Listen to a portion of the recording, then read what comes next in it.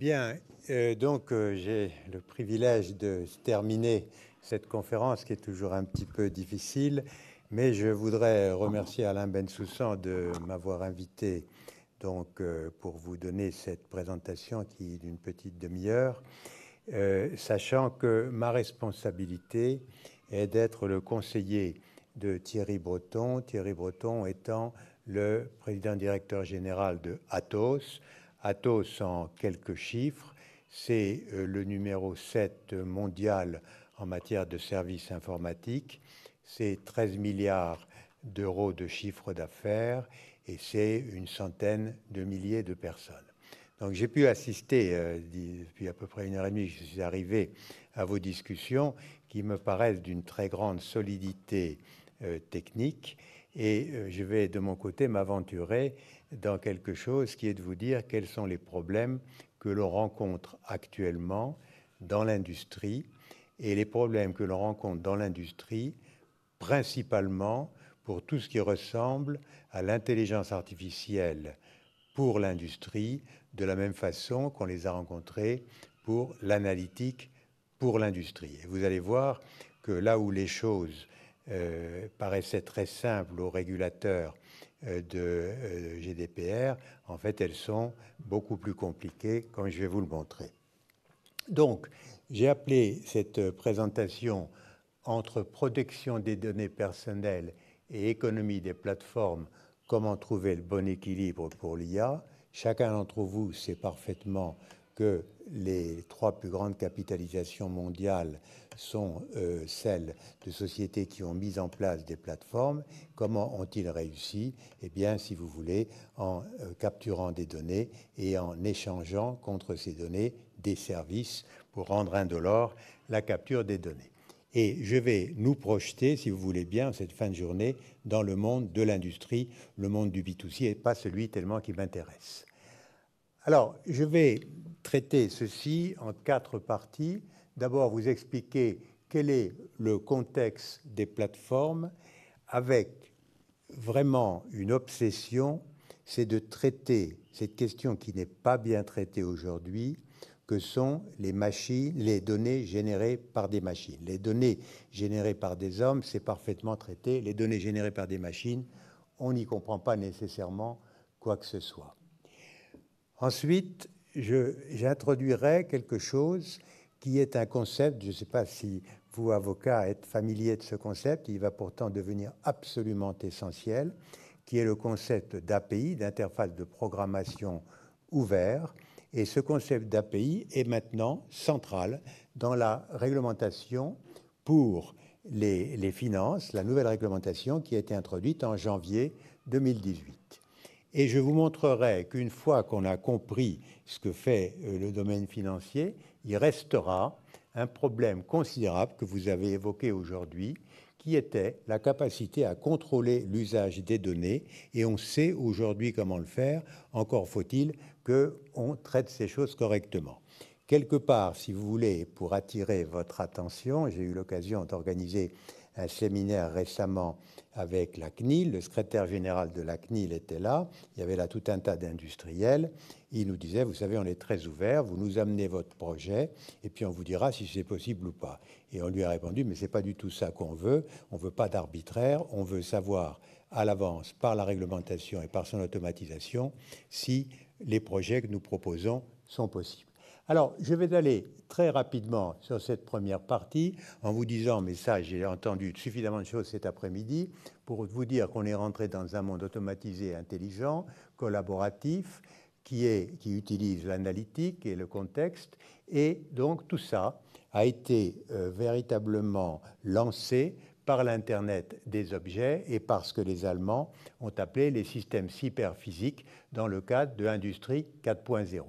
Ça a provoqué ceci, le fait que d'un seul coup dans l'industrie, on s'est retrouvé à s'intéresser à des décisions qu'on peut prendre, mais pas des décisions qu'on prend comme pour de la maintenance préventive où on a du temps devant soi, mais des décisions qu'on prend très rapidement. Alors bien entendu, il y a plein d'exemples de ça, mais sachez que dans l'industrie, ça devient aujourd'hui la règle et ça a conduit à se poser cette question de ce qu'on a appelé les transient business moments, c'est-à-dire les quelques minutes où vous avez à prendre votre décision. Je vais vous en prendre un exemple. Atos est le numéro 1 en Europe dans les paiements. Il est entendu dans la réglementation des paiements que la première transaction qui est un peu frauduleuse, ou qui a l'air un peu frauduleuse, vous la laissez passer pour ne pas énerver le client chez son commerçant, mais vous avez 2 minutes entre le moment où il fait sa première transaction et le moment où il fait sa deuxième transaction pour vous assurer que la transaction était frauduleuse. Et si vous laissez passer la deuxième transaction, eh bien, vous êtes en tort. Alors, je ne rentrerai pas dans les détails de ce qui est derrière tout ça, mais sachez qu'en matière économique, il y a eu d'énormes progrès qui ont été faits, principalement à l'école d'économie de Toulouse, et c'est ce qui a valu à Jean Tirole son prix Nobel en 2014 sous le nom de marché multiface qui régit tout ça. Je voudrais simplement ici m'intéresser à ce qui est, de mon point de vue, au cœur des problématiques des données dans l'IA, qui consiste à dire que ce qui va permettre de véritablement rendre la donnée extrêmement intéressante, c'est si, dans le monde industriel, on est capable de mélanger les données de production, par exemple les données de production d'un avion, les données d'utilisation, c'est-à-dire les données juste après que l'avion ait atterri et qu'on regarde les données que le réacteur a pu fournir, et enfin les données de retour client. Celui qui arrivera à maîtriser de façon cohérente ces données de production, ces données d'exploitation et ces données de retour client sera celui qui, dans le futur, aura une puissance considérable du point de vue industriel. Tout ceci, ça permet de générer de la donnée brute, si vous voulez. Mais heureusement, cette donnée brute, elle est complètement réglementée. C'est très bien que le GDPR soit apparu. Elle est réglementée par des règles de vie privée et des règles de sécurité. Et aussi, et j'y reviendrai tout à l'heure, on a marqué ici ce Use My Data. C'est ce que les Américains appellent le Green Button. En plus des règles qu'on respecte, on peut décider auprès de qui on a envie de partager les données. Et ce qui est absolument essentiel à comprendre, c'est que comme personne n'a à la fois les données de production, les données d'exploitation et les données clients, on ne peut tirer parti de ces données que pour autant que les différents partenaires s'inscrivent dans un écosystème. J'en voudrais donner un exemple.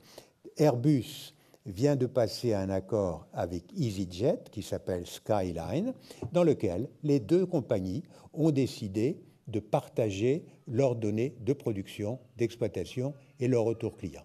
Vous voyez bien que ce faisant, ils sont capables d'offrir des services supérieurs et ils sont capables, pour Airbus, d'offrir des avions plus adaptés. L'intelligence artificielle va intervenir, bien entendu, dans la suite.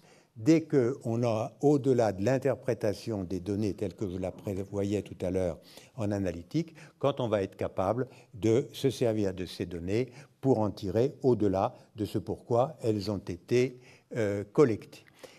Et je voudrais terminer cette petite explication en vous disant que ce cycle de vie de la donnée justifie la capture de la donnée au départ. En d'autres termes, si on n'est pas capable d'expliquer à quoi on va utiliser la donnée et comment on va mettre en œuvre ces écosystèmes, aucun business model ne peut fonctionner pour la donnée. Ceci est évidemment quelque chose qui était dérivé de travaux qu'on avait fait autrefois dans le domaine du B2C. Alors, je vais très rapidement maintenant vous dire que par conséquent, on a en face de nous un schéma que vous allez retrouver absolument partout, qui est cet écosystème qui va permettre de monétiser les datas. Et donc, vous voyez, par exemple, partenaire X, ça sera Airbus, partenaire Y, ça sera Rolls-Royce, partenaire Z, ça sera Zodiac avec ses sièges, le client A, ce sera Air France, et le client B, ce sera EasyJet. Eh bien, c'est le partage de ces données qui répond, comme vous vous en doutez, à des règles du jeu extrêmement particulières. J'entendais tout à l'heure certains citer la blockchain. La blockchain fera partie de ce jeu-là, mais c'est bien au-delà de ça que les choses vont se jouer. Alors, je vous ai donné un exemple parce qu'il se trouve que j'ai demain une réunion de finalisation où on est en train de pousser l'application de ces concepts qui est avec la Commission de régulation de l'énergie, j'y reviendrai tout à l'heure. La Commission de régulation de l'énergie est en fait à la tête d'un problème absolument gigantesque. On est passé d'un monde d'hier où c'était très simple, il y avait des centrales nucléaires, il y avait des centrales à charbon, etc. Et puis c'était purement hiérarchique. Et puis à la fin, vous aviez vous qui aviez votre compteur et vous étiez prié de faire en sorte que les centrales nucléaires puissent fonctionner au mieux. Donc vous payez moins cher l'électricité, non pas quand ça vous rend service, mais quand ça arrange EDF. Vous vous rappelez le principe. Eh bien, ça est entièrement en train d'être changé avec tout un tas d'acteurs, des agrégateurs, des producteurs, de l'autoconsommation, et on se retrouve aujourd'hui complètement perdu parce que cet écosystème n'a pas été prévu dans la réglementation. Alors, j'ai simplement expliqué ici comment ça s'inscrit dans le cas de l'énergie, avec des villes intelligentes, avec des producteurs et consommateurs, et donc avec ces plateformes de données industrielles. Je voudrais maintenant venir à la question qui me préoccupe et que je vais vous résumer en vous posant une question qui est la suivante. Vous savez, et Atos y a beaucoup contribué, qu'on installe Linky actuellement. Je suis sûr que vous avez entendu parler de Linky pour des mauvaises raisons, parce que celles dont on parlait n'ont aucun intérêt. Mais je voudrais vous rendre témoin de la chose suivante. Aujourd'hui, à l'heure où nous parlons, il y a 10 millions de compteurs Linky qui sont installés. 10 millions. L'installation des compteurs Linky dans 35 millions de foyers va coûter 6 milliards d'euros. Vous connaissez les uns et les autres la situation de notre grande compagnie nationale d'électricité. Elle n'est pas telle qu'on puisse mettre 6 milliards à la poubelle. Et donc, la question que je vous pose, on aura déjà investi beaucoup d'argent. À votre avis, quel pourcentage des compteurs, des 10 millions de compteurs qui peuvent capturer les consommations électriques quasiment en temps réel, quel pourcentage remonte véritablement ces informations pour qu'on puisse en tirer des services? Quelles seront les idées que vous auriez? Combien? 10%? Qui dit mieux? Combien? 5? 100, d'accord. Qui dit mieux? Non, il n'y a pas mieux. Et un autre chiffre. Alors, je ne vais pas vous faire perdre votre temps. 3%. Comme a dit quelqu'un, putain. Si vous voulez, ça veut dire simplement que vous êtes au cœur, là, d'un problème qui est que le consentement de chacun d'entre nous, je ne sais pas qui d'entre vous a un Linky chez lui? Levez la main si vous voulez bien. Voilà. Bon, est-ce que vous avez donné le consentement pour remonter vos données? Non. Et vous ne l'avez pas donné parce que vous avez dit attention, on va me prendre mes données, c'est terrible. Alors, j'en viens maintenant, je vous ai bien mis le doigt sur le problème, à ce qui vient de se passer, et je ne vous parle pas de quelque chose dans le futur, le 13 janvier 2018, il y a eu une révolution dans le secteur de la finance, peut-être certains connaissent cette révolution, c'est la mise en œuvre au niveau européen de la réglementation PSD2, qui en français se dit DSP2, Directive pour les services de paiement numéro 2, qui vient en fait d'Angleterre, ce qui est assez paradoxal vu le Brexit, qui voulait plus de concurrence au sein de son système bancaire, Open Banking, et cette réglementation qui est opérante dès à présent et généralisée dans 18 mois, dit ceci. Toute institution financière qui tient des comptes a l'obligation, pour autant que le titulaire en soit d'accord, de mettre des interfaces de programmation ouvertes à disposition d'autres institutions financières qui pourront offrir des services à chacun d'entre nous. Vous voyez le côté totalement révolutionnaire de ce que ça représente. Il n'y a pas de doute que l'explosion des fintech qu'on a vu apparaître a été construite autour du fait qu'un certain nombre de gens ont anticipé qu'ils pourraient avoir accès à ces données et nos clients commencent à paniquer complètement parce que ça veut dire que si vous avez, pour un certain nombre de raisons, des clients depuis très longtemps, mais si les services que vous leur offrez sont misérables, eh bien, demain, vous pourrez avoir d'autres startups qui offriront des services extrêmement commodes et la banque qui tient vos comptes, pour autant que vous en soyez d'accord, ne pourra pas s'y opposer. Voilà. Donc ça, c'est la première idée. Bien entendu, toutes les fois qu'on a une idée comme ça, vous avez vu apparaître un certain nombre de fintech qui ont proposé des services extrêmement attractifs. Et ensuite, une fois qu'ils ont eu les données, ils ont dit « Parfait, je les revends à qui veut bien me les acheter ». Ça n'est pas acceptable non plus, vous vous en doutez. D'où cette idée qu'il faut que nous arrivions à quelque chose qui va se trouver, et ceci vient d'Allemagne et du Fraunhofer en Allemagne, une idée que je trouve extrêmement intéressante, qui bien entendu rejoint ce que je disais tout à l'heure sur les partenaires de l'écosystème. Entre la possession des données, la sécurité des données, la valeur des données et l'interopérabilité, il y a à trouver un équilibre, et cet équilibre est extrêmement difficile à trouver. Ils ont appelé data sovereignty la capacité pour une personne physique ou pour une legal entity de déterminer par elle-même ce qu'elle voulait que l'on puisse faire de ces données qu'elle avait pu fournir. Et donc, on va retrouver ça dans tout un tas de domaines que vous avez certainement évoqués hier. Je dis simplement que aujourd'hui, la CNAM, des gens que je connais bien, a l'intention d'avoir peut-être pas autant de dossiers médicaux du patient que de Français, mais j'aime autant vous dire, c'est pas très loin. Je vous ai parlé tout à l'heure d'Enedis, vous avez vu aussi la banque, et donc vous voyez que d'un seul coup, cette mécanique de données qui ont été collectées par des machines, soit on arrivera à régler le problème, soit, et c'est ça la chose extraordinairement pernicieuse, vous savez qu'aux États-Unis, je ne sais pas s'il y a des Américains ici, mais le consentement préalable n'est pas demandé, et vous savez aussi qu'en Chine, ils ont réglé le problème d'une autre façon. D'accord? Eh bien, est-ce que ça veut dire que GDPR, que personnellement j'appelais de mes voeux, empêcherait l'usage des plateformes dont on sait que c'est ce qui fera l'économie industrielle de demain, de la même façon que c'est ce qui a fait l'économie en B2C d'aujourd'hui. Alors, ça a conduit, donc je vais passer rapidement là-dessus, ça a conduit à réfléchir à quelque chose qui est au fond extrêmement simple. Simplement, ce n'est probablement pas des choses dont vous avez discuté aujourd'hui, mais j'insiste beaucoup sur le fait que c'est important. Vous savez qu'aux États-Unis, il y a eu d'énormes discussions.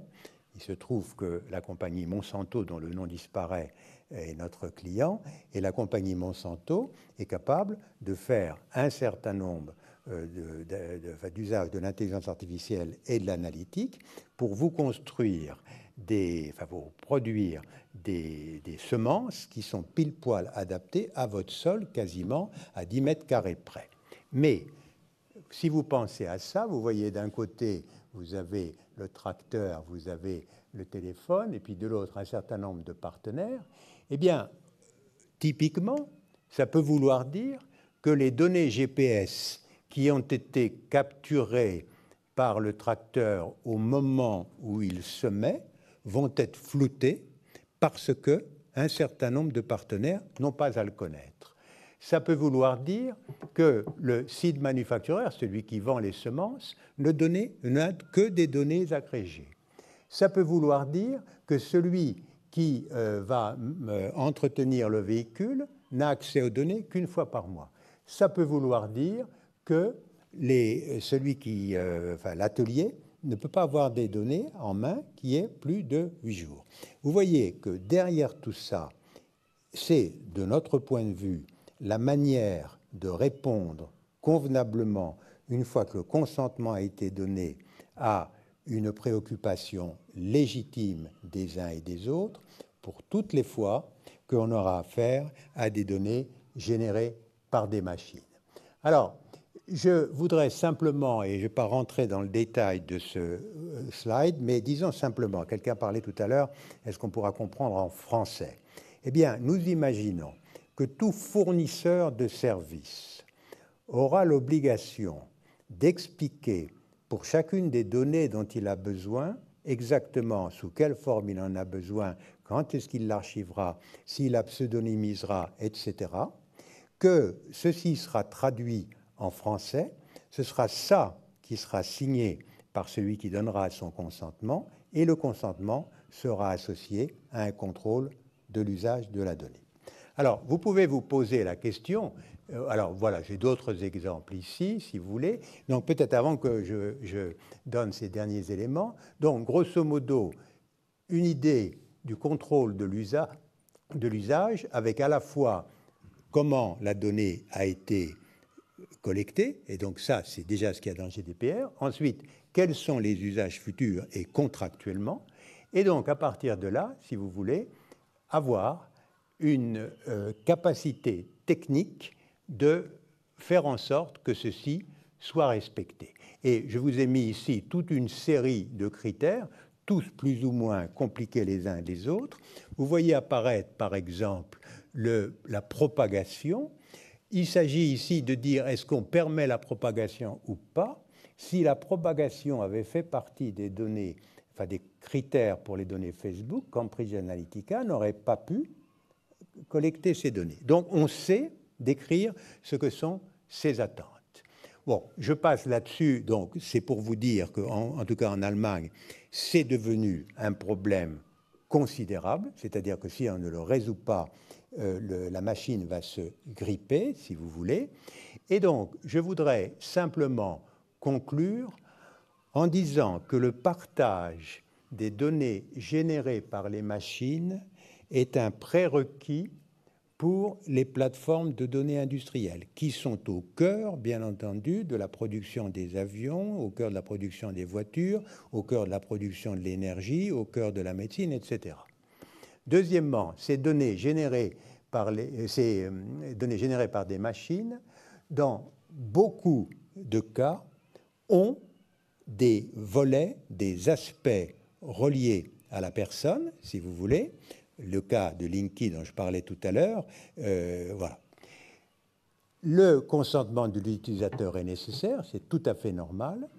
Des réglementations à la PSD2 associées à des contrôles de l'usage des données nous paraît être la solution la meilleure pour régler ce problème. Et je voudrais simplement terminer, j'ai eu l'occasion de faire un article récemment dans la revue de l'énergie, pour vous dire l'importance du problème.